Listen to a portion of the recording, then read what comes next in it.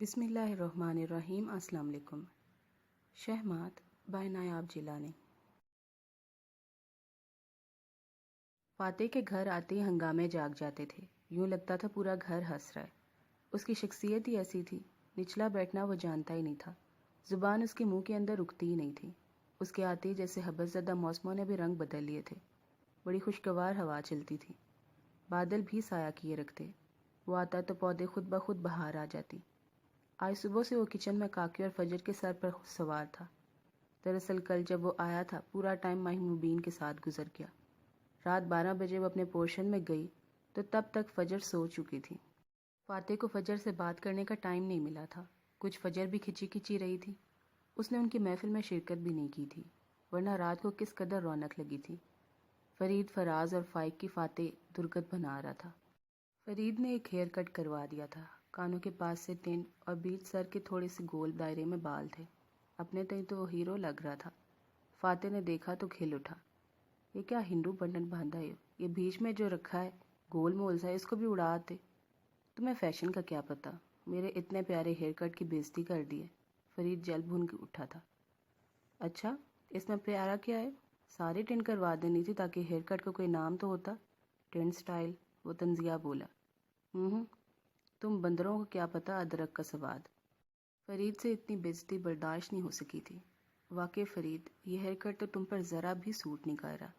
ماہی مبین نے فاتح سے ہر بات ایگری کرنے کی قسم کھا رکھی تھی، وہ فاتح کی ہر بات کی تائید کرتی تھی۔ اس بوٹ پہ فاتح بڑا خوش ہوتا تھا۔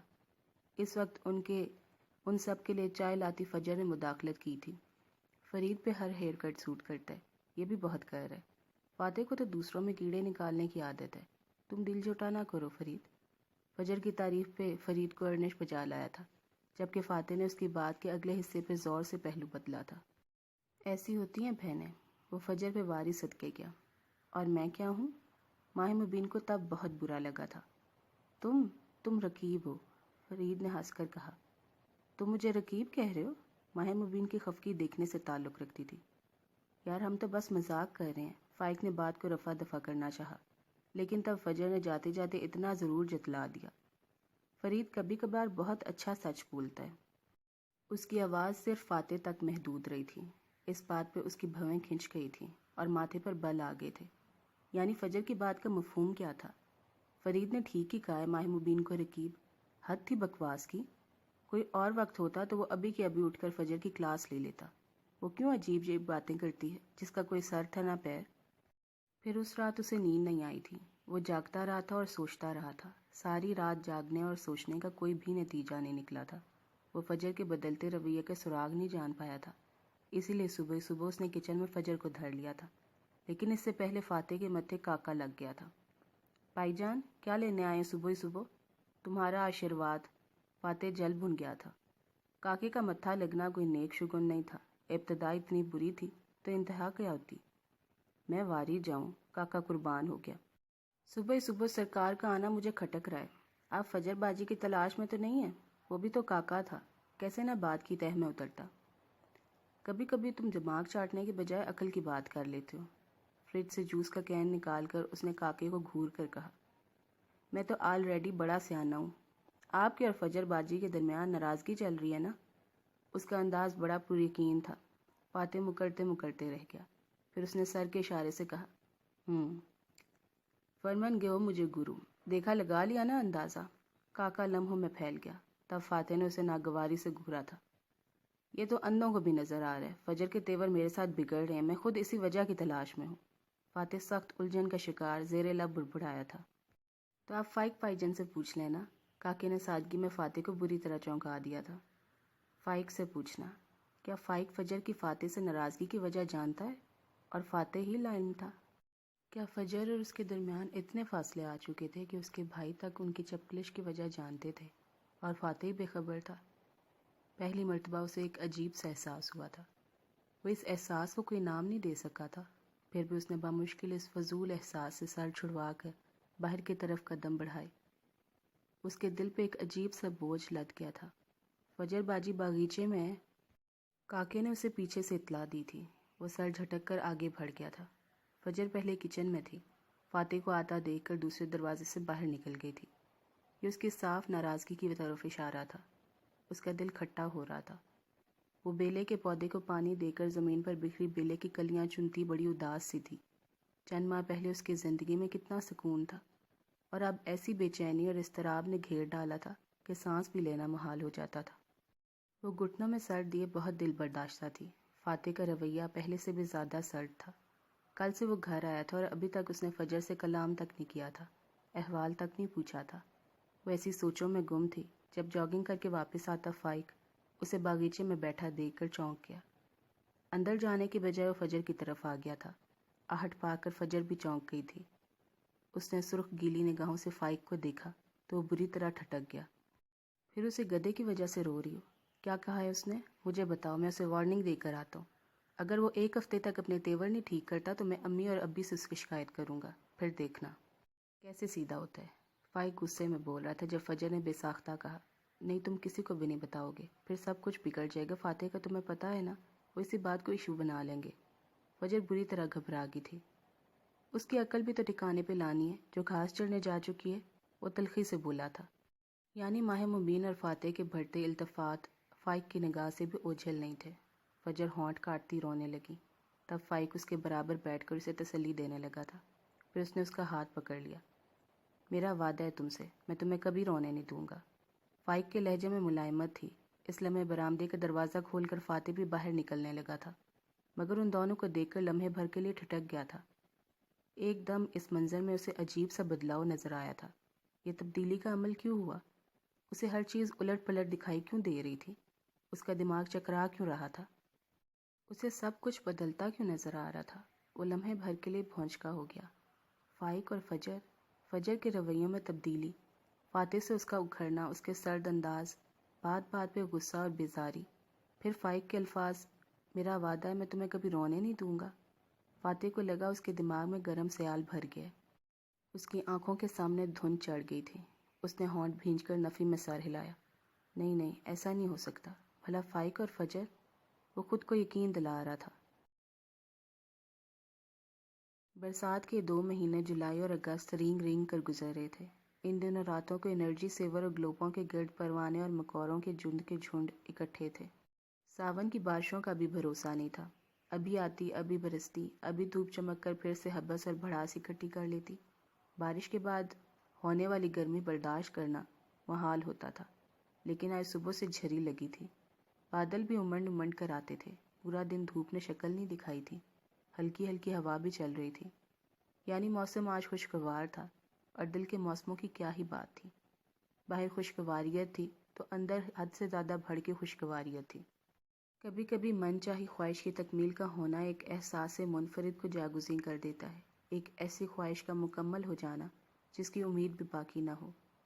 کبھی اس نے یہ سوچا ہی نہیں تھا جس کام کا وہ ارادہ کرتی ہے کبھی وہ ناکامی سے بھی دوچار ہوگی۔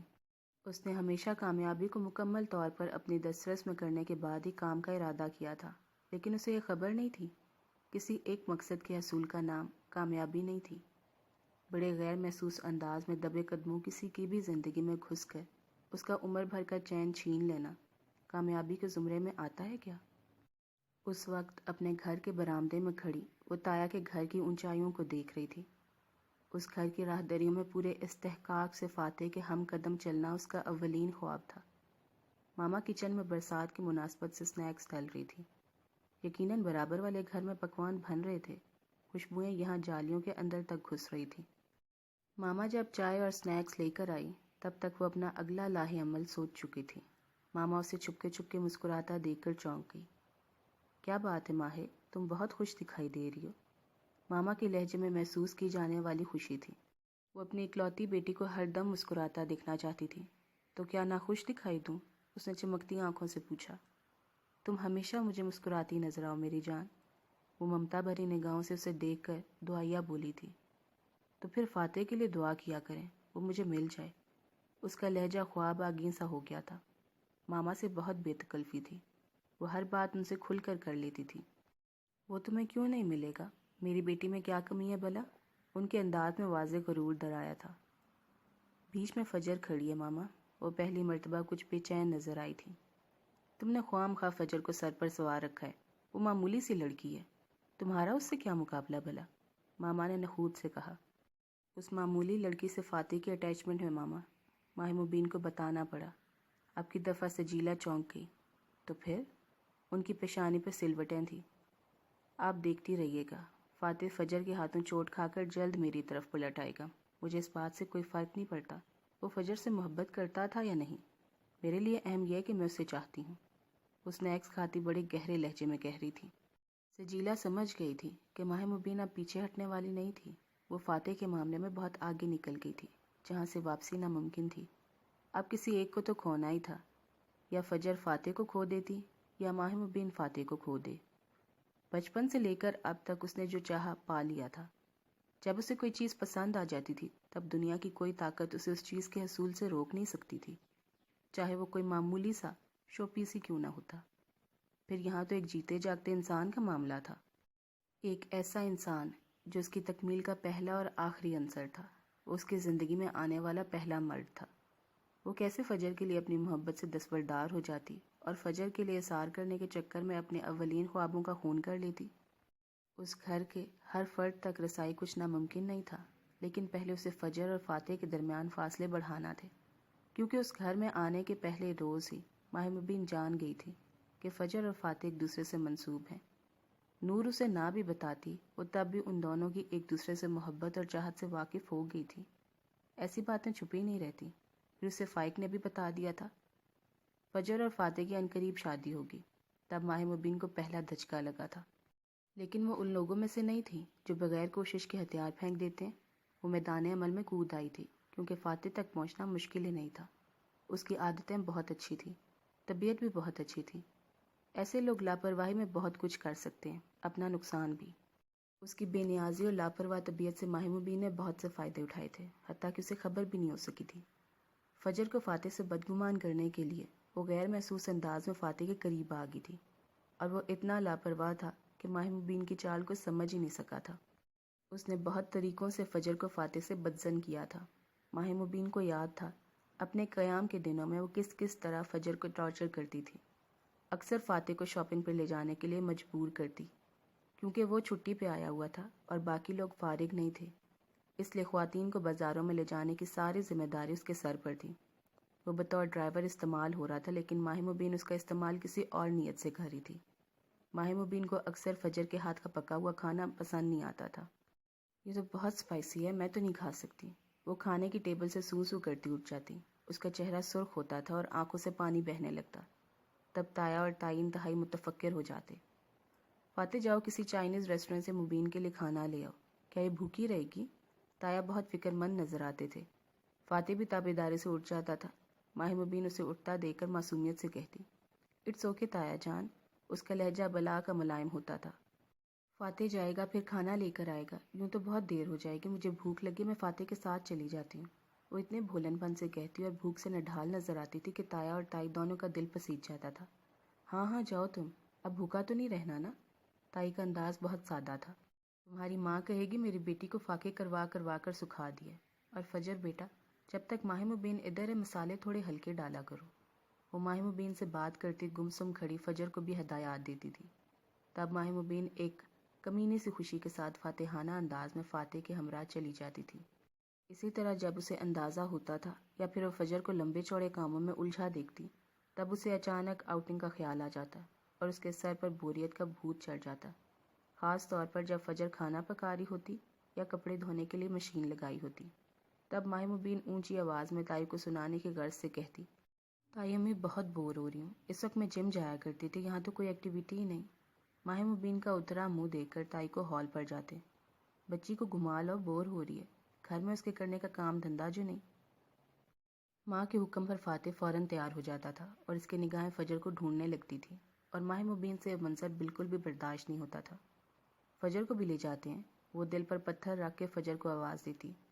تب فجر کپڑے الگنی پر ڈالتی، چبا چبا کر جواب دیتی، میں فارغ نہیں ہوں، آپ لوگ جائیں۔ فجر کی آنکھیں سلگ جاتی تھی اور وہ فاتح کی طرف دیکھے بغیر تڑپتی۔ دیکھا تم نے، ایسے کرتی ہے میرے ساتھ، شکر ہے تم نے پوچھا، مجھے سے 7 پتھر مارتی تب جواب دیتی۔ فاتح جل بھن کر کہہ رہا تھا اور اس کی آنکھوں میں فجر کو ساتھ لے جانے کے لیے جلتی جود بجھ جاتی۔ اس کے پاس میرے لیے ٹائم ہی نہیں ہے۔ فاتح کو بھی جلے دل کے پھپھولے پھوڑنے کے لیے عرصے بعد ایک سامع ملا تھا۔ واقعی ماہ مبین جان بوجھ کر تائید کرتی اور پھر چیدہ چیدہ فجر کے خلاف باتیں یاد کر کے دہرانے لگتی تھی۔ ایک دن فاتح کے سر میں شدید درد تھا۔ اس کو ایسا ہی درد ہوتا تھا۔ فجر تھکی ہاری کپڑے استری کر کے سب کی الماریوں میں رکھ رہی تھی۔ وہ سیڑھیاں اترتا فجر فجر پکارا تھا۔ فجر نے کمرے کی کھڑکی سے سر نکال کر پوچھا، کیا ہے؟ سر میں درد ہے، چائے بنا دو، کوئی ٹیبلٹ دے دو۔ وہ کنپٹیاں دباتا درد سے بحال تھا۔ صوفے پہ بیٹھی ماہ مبین نے گردن اچک کر ان دونوں کی طرف دیکھا۔ کاکے سے کہیں وہ چائے بنا دیتا ہے، میں آپ کے کپڑے پریس کر رہی ہوں، کامرہ سے ڈھیر اٹھا کر لے آتے ہیں، لائٹ چلے گی تو پھر رات کو آئے گی، مجھے کھانا بھی بنانا ہے۔ اس نے نرمی سے جواب دیا تھا، لیکن فاتح کو تب چڑھ گئی تھی۔ تم کس مرض کی دوا، مجھے چائے بنا کر تم ہی دو گی، میں نے کاکے سے نہیں بنوانی ہے۔ وہ ضدی انداز میں گویا ہوا تھا۔ کچھ سوچ کر فجر نے استری کا پلگ نکال دیا، پھر کچن کی طرف جاتے ہوئے بولی، میں آپ کی نوکرانی نہیں ہوں۔ اس کا انداز دھیما اور سلگتا ہوا تھا۔ اپنی مہارانی سے کوئی کام نہیں کہتے، وہ تو سر کا تاج ہے نا، پھلن دیوی۔ کچن میں جائے گی تو پگھل جائے گی۔ اس کا رواں رواں تپ رہا تھا۔ فاتح کچن کے ڈور فریم میں آ کھڑا ہوا تھا۔ اس کے سر میں شدید درد ہو رہا تھا، کنپٹیاں پھڑک رہی تھی۔ وہ لڑائی اور بحث کے موڈ میں نہیں تھا۔ تمہیں نوکرانی سمجھ کے کام نہیں کہتا میں، ورنہ کاکا اور سلمہ بھی موجود ہیں۔ تمہاری تو عقل عمر بھر کے لیے ہجرت کر گئی ہے، کچھ بھی کھوپڑی میں سماتا ہی نہیں ہے۔ وہ خاصن بے دلی سے کہہ رہا تھا۔ فجر کا دل بھر آیا تھا۔ پتہ نہیں کس قدر تکلیف ہے اسے۔ وہ کنپٹیاں دبا رہا تھا، آنکھیں بھی سرخ تھی۔ فاتح کو ایسے ہی شدید درد ہوتا تھا۔ اس نے چائے بنائی اور ٹیبلٹ بھی نکال لی تھی۔ جب وہ لاؤنج کی طرف آ رہی تھی تب ماہ مبین نہ جانے کہاں سے تیل کی شیشی اٹھا لائی۔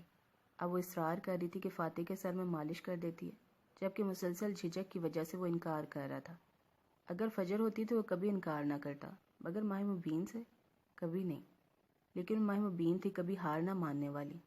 اس نے فجر کو دیکھ لیا تھا، اس لیے جان بوجھ کر ہتھیلیوں میں تیل الٹ لیا۔ جب لمبی لمبی دھاریں فرش پر بہنے لگی تب مجبوراً اوئے اوئے کرتے فاتح کو سر میں تیل ڈلوانا پڑا تھا۔ کپ میں بھری چائے سنک میں الٹ کر وہ پھوٹ پھوٹ کر رو رہی تھی، جبکہ ماہ مبین کچن کا سین گردن اچکا کر دیکھتی فاتح سے مخاطب تھی۔ اس کے انداز میں واضح طنز کی کاٹ تھی۔ تمہاری فجر تو عشاء کے بعد چائے بنا کر لائے گی، اور عشاء ہونے میں 17 گھنٹے باقی ہیں۔ اس کا انداز بڑا پر اثر اور گہرا اور کاٹدار تھا۔ فاتح کو دل میں پھانس چھپتی محسوس ہوئی تھی۔ تمہاری فجر تو لگتا ہے تم سے بہت بیزار ہے۔ اس نے جلدی پہ تیل ڈالنے سے گریز نہیں کیا تھا۔ اس طرح کے بہت سے واقعات تھے جو فجر کو فاتح سے بدظن کرتے تھے۔ کچھ وہ اس کو جتا جتا کر پاس سے فرمودات جوڑ کر بتاتی تھی۔ فاتح نے مجھے آج بھی کہا میں ہمیشہ تروتازہ لگتی ہوں۔ وہ میری ڈریسنگ اور چوائس کا فین ہے۔ وہ ہر نیا جوڑا پہن کر خوشبو میں نہاتی اور فجر کے حواسوں پہ بم گراتی تھی۔ یا تو اسے خود پہ بہت مان تھا، یا پھر واقعی فاتح اس کے دام میں آ چکا تھا۔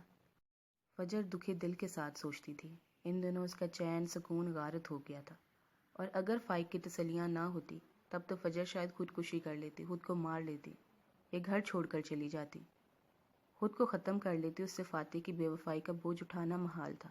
کبھی ماہ مبین اس کے چکر چھڑوانے کو ایک نیا بیان جاری کرتی تھی۔ فاتح نے کہا کہ اسے مجھ جیسی up to date confident educated لڑکیاں پسند ہیں۔ ماہ مبین کا غرور اس وقت سر چڑھ کر بولتا تھا، اور فجر کو بلندی پہ کھڑی نظر آتی تھی۔ اس کے سامنے فجر کو اپنا آپ اور بھی حقیر لگتا تھا۔ وہ اتنی غمزدہ اور زرد رنج رہتی تھی کہ فواد بھائی کی شادی کا ایک بھی فنکشن انجوائے نہ کر سکی۔ پھر ایک دن خود بخود ماہ مبین نے تابوت میں آخری کیل ٹھونک دیا تھا۔ اس دن کے بعد ماہ مبین نے فجر کو بولتے نہیں دیکھا تھا۔ وہ اندر ہی اندر کٹ کٹ کر مرنے لگی تھی، لیکن اس کی زبان پر کفل لگ گیا تھا۔ فاتح نے مجھے پرپوز کیا ہے، وہ مجھے پسند کرتا ہے فجر۔ اس کا انداز خاصا دھیما تھا۔ اسے خوف بھی تھا کہ فجر ڈائریکٹ فاتح سے باز پرس نہ کر لیتی، لیکن اس کے خدشے بے بنیاد رہتے تھے۔ فجر اس کی سوچوں سے بڑھ کر بے ضرر ثابت ہوئی تھی۔ وہ انتہائی بدو لڑکی تھی۔ اس نے ماہ مبین کی بات پہ یقین کر لیا تھا۔ اس نے بڑے آرام سے ہتھیار پھینک دیے تھے اور بڑے صبر، ضبط اور حوصلے سے کہا تھا، حالانکہ ماہ مبین کو خوف تھا وہ ایک ہنگامہ کھڑا کر دے گی، لیکن ایسا نہیں ہوا تھا۔ وہ اس کی سوچوں سے برعکس کمال ضبط سے بولی تھی، اگر فاتح کی خوشی آپ سے وابستہ ہے تو آپ کو مبارک ہو فاتح۔ اس کا لہجہ بڑا رواں تھا، بڑا مستحکم تھا۔ اس نے ایک مرتبہ پھر دہرایا تھا، آپ کو مبارک ہو فاتح بھی اور فتح بھی۔ جالی کے پار اب بھی برسات کی جھری لگی تھی۔ रिम झिम बारिश बरस रही थी। एक तवातुर से गिरती बूंदें फर्श पर बिखर रही थी। चाय का कप खाली हो चुका था। स्नैक्स जूं के त्यों पड़े थे। मामा को एक ज़रूरी फ़ोन सुनने जा चुकी थी। इस वक्त माह मुबीन अकेली थी और ताया के मकान की तरफ देख रही थी। बराबर से आती खुशबुएं अब मादूम हो चुकी थी। इसके साथ किसी के कदमों की आहट ने उसे चौंका दिया था। शायद ही उसका वहम था। वो सर झटक कर सोचती रही। फजर की तरफ से कोई रुकावट नहीं थी। रास्ता अब बिल्कुल साफ था। लेकिन फातेह को फजर से बदजन तो करना था। उसे कोई ठोस सबूत देना था। फजर के रवैये का बदलाव, उसका अक्खड़पन, गुस्सा, बेजारी, उसकी वजह तक फातेह को खींच कर लाना था। फिर वो फजर से बददिल हो जाता, बदजन हो जाता। उसका दिल टूट जाता, इसलिए कि उसका लगाव फजर से आज तक नहीं था, बहुत पुराना और अटूट था। इतनी आसानी से फातेह फजर को भुला ना पाता। लेकिन इस दुनिया में भला क्या नामुमकिन है। और अभी वो अपना अगला लाहे अमल तरतीब दे ही रही थी जब उसके पीछे कोई छुपके से आ खड़ा हुआ था। उसकी खुशबू इतनी हावी हो जाने वाली थी कि माह मुबीन को झटका लगा। बिना देखे भी उसके मुंह से बुलंद आवाज़ में निकला था, फातेह। अब वो मुड़कर अपने करीब खड़े फातेह को देख रही थी। वो 15 दिन बाद आया था। इस दौरान उनका फ़ोन पर राब्ता था, बल्कि माह मुबीन ज़्यादा राब्ता बहाल रखती थी। वो तो सिर्फ उसके मैसेज का रिप्लाई करता था। खुद से उसने कभी भी फ़ोन करने या मैसेज लिखने की कोई कोशिश नहीं की थी। तुम कब आए? माह मुबीन ने सबल कर बड़ी मुश्किल से पूछा था।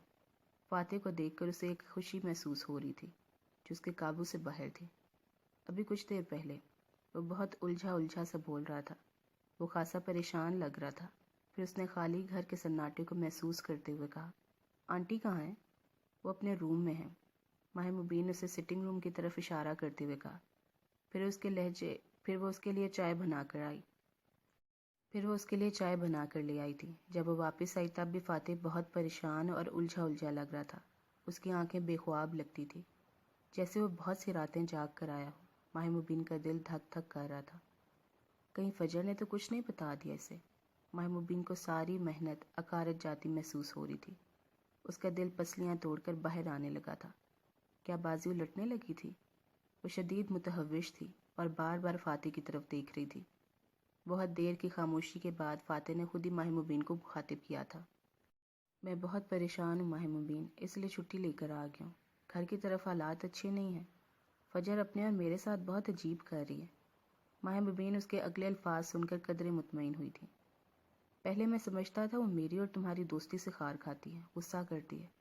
तो मैं उसे जलाने के लिए जानबूझकर उसे सताया करता था, लेकिन इसकी बेजारी और अकड़ेपन की वजह ये नहीं थी। क्या तुम्हें भी ऐसा लगता है? वो बड़े उलझे अंदाज में पूछ रहा था, जैसे फजर के बदलने की वजह और कोई सिरा पकड़ना चाहता था। वो शदीद जहनी कशमकश में था और माह मुबीन की मोहब्बत का तकाजा था कि उसे इस जहनी कशमकश से निकाल लेती। अगर तुम मेरी राय लेना चाहते हो तो मैं तुम्हें राय दे सकती हूँ। अगर तुम तस्दीक करना चाहते हो तो मैं फजर के रवैये की तस्दीक भी कर सकती हूँ। वो मेरी अच्छी दोस्त है, मैंने तुम्हें बताया था ना। वो मुझसे अपनी हर बात शेयर करती है। उसने कमाल चालाकी से बड़े थके थके अंदाज में फजर के साथ बहनापा जाहिर किया था।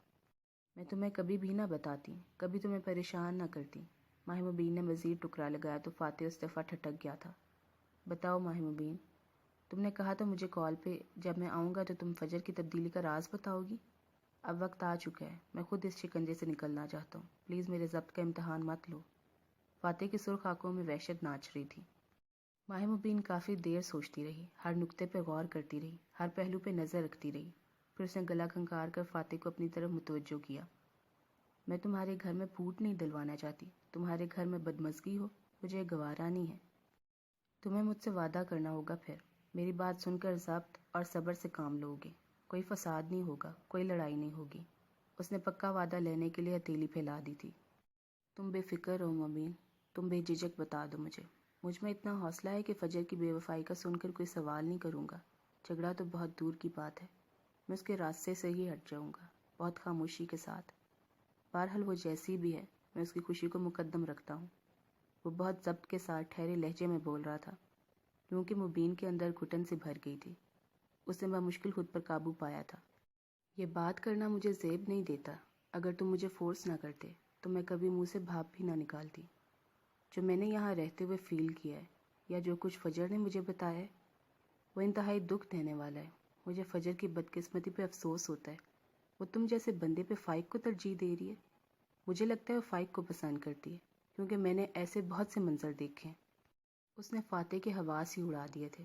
لمحے بھر کے لیے وہ بھونچکا رہ گیا تھا، پھر اس کے چہرے پر تنفر کی تیز لہر امنڈ آئی تھی۔ یہ بات میرے ذہن میں بھی آ چکی تھی ماہ مبین، پھر بھی میں نے اپنے ذہن میں شک کو نکال دیا تھا۔ میں فجر کو ہرجائی نہیں سمجھتا تھا۔ بہت دیر بعد اس نے ٹوٹے لہجے میں کہا تھا، کیونکہ اس کی آنکھیں لہو سے بھر گئی تھیں۔ کیا اس کے بھائی نے اس کے دل پہ نقب لگا دی تھی؟ اس کا دل یقین کرنے کو مانتا ہی نہیں تھا۔ وہ 1000 دفعہ سوچتا اور اپنے منفی خیالات کو جھٹک دیتا۔ فجر اور فائق ایسے نہیں تھے، وہ فاتح کے ساتھ ایسا کر ہی نہیں سکتے تھے۔ میں اسی لیے تمہیں بتانا نہیں چاہتی تھی، تمہیں تکلیف میں دیکھنا میرے بس میں نہیں۔ اس دفعہ ماہ مبین حقیقتاً رو پڑی تھی، اور اس کے آنسوؤں کی شدت فاتح کو حیران کرتے کرتے اپنے حصار میں جکڑ ہی چکی تھی۔ یہ انکشاف اتنا معمولی نہیں تھا کہ وہ ہنس کر سہ جاتا، اسے سنبھلنے میں پورا 1 مہینہ لگا۔ اس دن وہ ماہ مبین کے پاس سیدھا کامرہ سے آیا تھا، پھر پہلی مرتبہ گھر والوں سے ملے بغیر واپس چلا گیا، اور اس کی اچانک آمد اور پھر واپسی کی خبر ماہ مبین نے اپنے ہی انداز میں فجر تک پہنچائی تھی۔ فاتح کو پتہ چلا میری طبیعت خراب ہے، وہ سیدھا کامرہ سے 1 گھنٹے کے لیے آیا اور واپس چلا گیا۔ یہ بات بتاتے اس کی آنکھیں لشکاریں مار رہی تھیں۔ ماہ مبین پہ ان دنوں تازگی کا سایہ تھا، وہ ہواؤں میں اڑتی نظر آ رہی تھی، بات ببات ہنستی تھی، اور فجر اندر تک خاموشی میں ڈوب گئی تھی۔ اسے ایسی چپ لگ گئی تھی جو تائی امی اور فائق فراز فرید کے انتہائی اصرار کے باوجود بھی نہ ٹوٹی تھی۔ وہ اس سے پوچھ پوچھ کر تھک چکے تھے، لیکن وہ بتاتی کچھ بھی نہیں تھی، بس ایک خاموشی کی بکل میں دبکی رہتی۔ پھر جب فاتح 2 مہینے تک بھی گھر نہ آیا تو ایک دن تائی امی نے اس کی فون پر سخت کلاس لی تھی۔ ان کے دھمکائے جانے پر جانے کس دل کے ساتھ وہ اسی اتوار گھر آ گیا تھا۔ وہ اتنا خاموش، تنہا، الجھا اور اداس تھا کہ پورا گھرانہ ہکا بکا رہ گیا۔ ادھر فجر پہ بھی چپ تاری تھی، ادھر فاتح غم کی عملی تفصیل دکھائی دیتا تھا۔ ان دونوں کے ساتھ کچھ تو گڑبڑ تھی۔ فاتح کا رویہ فجر کے ساتھ اجنبی تو تھا ہی، فائق کے ساتھ بھی انتہائی سرد تھا۔ وہ جو بھائی سے ملنے کشاں کشاں آیا تھا، فاتح کی بیزاری دیکھ کر خفیف سا ہو گیا۔ فاتح نے اسے دیکھا تک بھی نہیں تھا، سلام کا جواب تو بہت دور تھا۔ فائق سخت شرمندہ ہو گیا تھا۔ جب وہ نیچے آیا تو فجر تخت پہ بیٹھی تھی، سوچوں میں گم، اداس، غمگین، ویران۔ فائق اس کے قریب رک گیا تھا۔ یہ آخر تم دونوں کو ہو کیا گیا ہے؟ مجھے تو ابھی تک کچھ سمجھ نہیں آ رہا۔ فائق شدید الجھن کا شکار تھا۔ میرا تو دماغ تپ رہا ہے۔ تو ہمارا لے لو نا، یہ تو بہت ٹھنڈا ہے، فجر نے رنجیدگی سے کہا تھا۔ مجھے اس ساری سچویشن کی کچھ سمجھ نہیں آ رہی ہے۔ فائق جھنجھلایا ہوا بے حد متفکر تھا، اس کے ساتھ ہی کوئی بے دھڑک اندر آ گیا۔ فائق اور فجر نے بے ساختہ نگاہ اٹھا کر دیکھا تھا۔ وہ ماہ نور تھی جو ان دونوں کے قریب آ رہی تھی۔ جلدی سمجھ آ جائے گی، دعا کرو وقت ہاتھوں سے نہ پھسلے۔ ماہ نور بہت سنجیدہ تھی، فجر سے مل کر تخت پہ بیٹھ گئی تھی۔ فائق اور فجر کو ماہ نور سے مل کر اپنے انداز بدلنا پڑے تھے۔ وہ بمشکل اپنے چہروں پر بشاشت لا رہے تھے۔ آپ کا ابھی سے اس گھر میں آنا بنتا نہیں تھا؟ فائق کا انداز معنی خیز تھا۔ ابھی تو ہم پڑوس میں آپ کے لیے باقاعدہ رشتہ لے کر بھی نہیں گئے۔ فجر کو بھی لب کشائی کرنا پڑی تھی۔ تب ماہ نور نے ان دونوں کو دیکھ کر کہا، تم دونوں مجھ سے کچھ چھپا رہے ہو۔ اس کا انداز کچھ کھوجتا کھوجتا سا تھا۔ ان دونوں نے بے ساختہ نظریں چرائی۔ ہرگز نہیں، ہم نے کیا چھپانا ہے بھلا، بتا تو دیا ہے۔ ہم آپ کا پرپوزل لے کر آنا چاہتے تھے اپنے فائز کے لیے۔ فائق نے شوخی کا مظاہرہ کیا تھا۔ نور جھنجھلا سی گئی۔ یہ بات مجھے بھی پتہ ہے، آنٹی نے میرے انکل کو فون کیا تھا، تم مجھے کوئی نئی بات بتاؤ۔ وہ بلا کی سنجیدہ تھی۔ فجر نے گھٹنوں میں منہ دے لیا۔ فائق نے گہرا سانس کھینچا۔ فاتح گھر آیا ہوا ہے؟ کیا واقعی؟ میں جاتی ہوں پھر۔ کہاں ہے وہ؟ اپنے کمرے میں؟ نور اچانک اپنی جگہ سے اٹھی تھی۔ فجر نے بھی گہرا سانس خارج کیا۔ آپ کے جانے سے کچھ اچھا نہیں ہوگا، اس نے جو کرنا تھا کر دیا۔ ابھی تھوڑی دیر پہلے امی اس کے کمرے سے نکلی ہیں، ان کا چہرہ بھی سرخ تھا اور آنکھوں میں آنسو تھے، وہ بہت دیر تک روتی رہی ہیں۔ فجر کے بتانے پہ ماہ نور بے چین ہوگی۔ کیا فاتح نے آنٹی سے ہر انتہائی بات کر لی تھی؟ اگر ایسا ہو چکا تھا تو بہت برا ہوا تھا، بہت برا ہو چکا تھا۔ اسے آنے میں بہت دیر ہو گئی تھی۔ وہ اندر آئی تو فاتح نیم اندھیرے میں بیٹھا تھا، کمرے میں انتہا کی گھٹن تھی۔ اس نے اندر آنے کی اجازت لی تو فاتح چونک گیا، پھر نور کو دیکھ کر اسے کرنٹ لگا تھا۔ امی کا ارادہ تھا نور کو بہو بنانے کا۔ اس زمن میں اندر ہی اندر تیاریاں بھی چل رہی تھیں، اور ساتھ فاتح کے نکاح کی بھی۔ کچھ دیر پہلے امی اسے یہی بتانے کے لیے آئی تھی، انہوں نے اس کی رائے نہیں لی تھی، انہوں نے اپنا حکم سنایا تھا۔